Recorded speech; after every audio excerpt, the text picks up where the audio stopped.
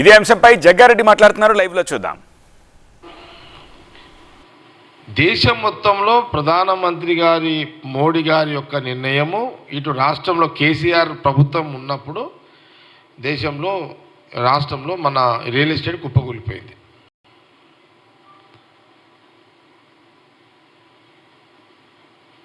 ఇంకా మీరు డౌట్స్ అడగండి, మేము ఎందుకంటే ఈరోజు ఒక మాట ఏం చెప్తున్నామంటే, నా మాటేనండి, కేసీఆర్ కాంగ్రెస్ గవర్నమెంట్ని ఈరోజు 14 నెలల తర్వాత చాలా సందర్భాల్లో ముఖ్యమంత్రి రేవంత్ రెడ్డి గారు అసెంబ్లీ జరిగిన వల్ల ప్రతిపక్ష నాయకుడు రండి రండి రండి అని అడిగిన సందర్భాలు ఉన్నాయి.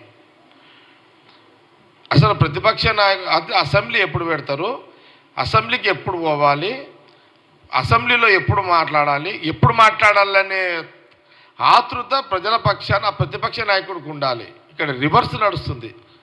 అసెంబ్లీ స్టార్ట్ కాకముందే కాంగ్రెస్ ముఖ్యమంత్రి రేవంత్ రెడ్డి గారు ప్రతిపక్ష నాయకుడు గారు మీరు అసెంబ్లీకి రండి అని అడగాల్సి వస్తున్న పరిస్థితి ఉల్టా తిరుగుతుంది. ఇక్కడ ఎవరన్నా ప్రతిపక్ష నాయకుడు ముఖ్యమంత్రి అడుగుతాడు, ఎక్కడన్నా స్పీకర్ కూడా అడుగుతున్నాడు. మన స్పీకర్ గారు కూడా మొన్న ప్రసాద్ గారు కూడా ఏదో ప్రెస్ నోట్ ఇచ్చి నేను కేసీఆర్ గారికి అసెంబ్లీకి రండి సార్ అని అడిగినా అని చెప్పి, అసలు ఎక్కడన్నా కేసీఆర్ గారు మీరు ఇంత అనుభవజ్ఞులు, సీనియర్, మీరు ముఖ్యమంత్రి 10 ఏళ్ళు, ప్రతిపక్ష నాయకుడు అసెంబ్లీ ఎప్పుడు పెడతారు? అసలు ప్రతిపక్ష నాయకుడు అడగాలి ఏమని, రూలింగ్ పార్టీకి మీరు అపోజిషన్ పార్టీకి ప్రతిపక్ష నాయకుడుగా అసెంబ్లీ ఎప్పుడు పెడతారు అని చెప్పి కేసీఆర్ అడగాలి.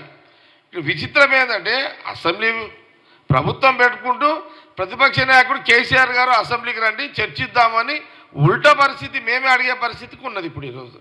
ఇది ప్రజలు చూస్తున్నారు కదా. ఇదైతే నువ్వా ఫామ్ హౌస్, సారీ మీరు ఫామ్ హౌస్, మీ ఇల్లు ఫామ్ హౌస్, మీరు ఇంట్లోకించి బయటికి రారు.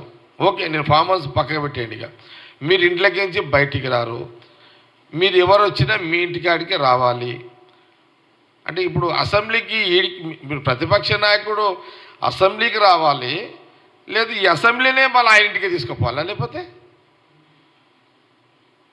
అదే అట్లేమన్నా ఉందా చెప్పండి. కేసీఆర్ నేను ఏమడుగుతున్నా అంటే, మీరు అసెంబ్లీకి మా ముఖ్యమంత్రి తెలంగాణ ఈ రాష్ట్ర ముఖ్యమంత్రి రేవంత్ రెడ్డి గారు ప్రతిపక్ష నాయకుడు పదే ప్రజలకు సంబంధించిన ఏదైనా ఉంటే మీరు అసెంబ్లీలో మాట్లాడినట్టు చర్చిద్దాము, లోటుపాట్లుంటే సవరణ చేస్తామని పదే కాంగ్రెస్ గవర్నమెంట్ పక్షాన ముఖ్యమంత్రి రేవంత్ రెడ్డి గారు, క్యాబినెట్ మినిస్టర్లు, ఒక సందర్భంలో స్పీకర్ గారు కూడా మర్యాదపూర్వకంగా ఆహ్వానించిన సందర్భంలో కూడా ఎప్పుడు కూడా కేసీఆర్ గారు అపోజిషన్ పార్టీ లీడర్గా మరి అసెంబ్లీకి వచ్చి అడిగే ప్రయత్నం ఎప్పుడు కూడా చేయలేదే.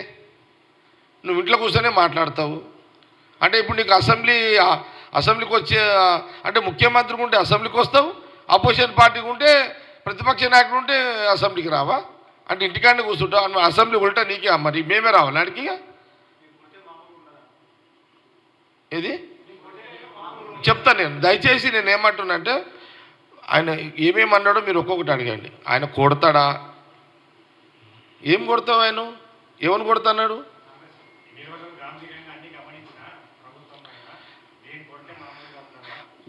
కేసీఆర్ గారు ఏమన్నారు, కాంగ్రెస్ వాళ్ళని నువ్వు దెబ్బ ఇప్పుడు నేను ఏమంటున్నానంటే కేసీఆర్ గారు మాటలు ఉన్నంత చాతుర్యము, ఆయన బలం, ఆయనకు శక్తి చేతులలో లేదు, ఆయనకు నోట్లోనే ఉన్నది బలం అంతా. ఆయనకు కేసీఆర్కి మాటలలో ఉన్నంత బలము ఆయన చేతులలో లేదు. వినండి, కాంగ్రెస్ ఒక్క కార్యకర్త, కాంగ్రెస్ ముఖ్యమంత్రి, క్యాబినెట్ మినిస్టర్లు గుఫ్ఫమని గాలి ఊతే గాలి కొట్టుకపోతాడు ఆయన. కేసీఆర్ గాలికి కాంగ్రెస్ కార్యకర్తలు మా ముఖ్యమంత్రి వాళ్ళకు గాలి కోపం వచ్చి ఊపిరి ఉఫ్ అన్నారనుకో ఆ గాలిగా కొట్టుకపోతాడు ఆయన.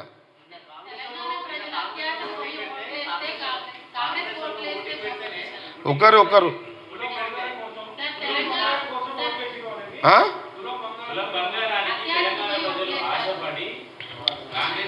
అంటే తులం బంగారము, వినండి, తులము బంగారము అంటే తెలంగాణ ప్రజలను ఇంత అవమానపరుస్తావా కేసీఆర్? అంటే తెలంగాణ ప్రజలను కించపరిచినట్టే కదా. అంటే తెలంగాణ ప్రజలు తులం బంగారానికి ఆశపడి కాంగ్రెస్లో ఓటేసిరు అని తెలంగాణ ప్రజలను కించపరిచేటట్టుగా మాట్లాడినందుకు తెలంగాణ ప్రజలకు కేసీఆర్ బేషరతుగా క్షమాపణ చెప్పాలి. అంటే తెలంగాణ ప్రజలు నీ దృష్టిలో అంత హీనంగా అంత దిగజారే విధంగా ఉండరనా నీ భావన? అంటే తులం బంగారానికి తెలంగాణ ప్రజలు అమ్ముడు పోతారనా నువ్వు మాట మాట్లాడింది? అంటే నీ ఉద్దేశం ఏంది? అంటే తులం బంగారానికి వాళ్ళందరూ అంటే వాళ్ళని కించపరిచినట్టుగా తెలంగాణ ప్రజ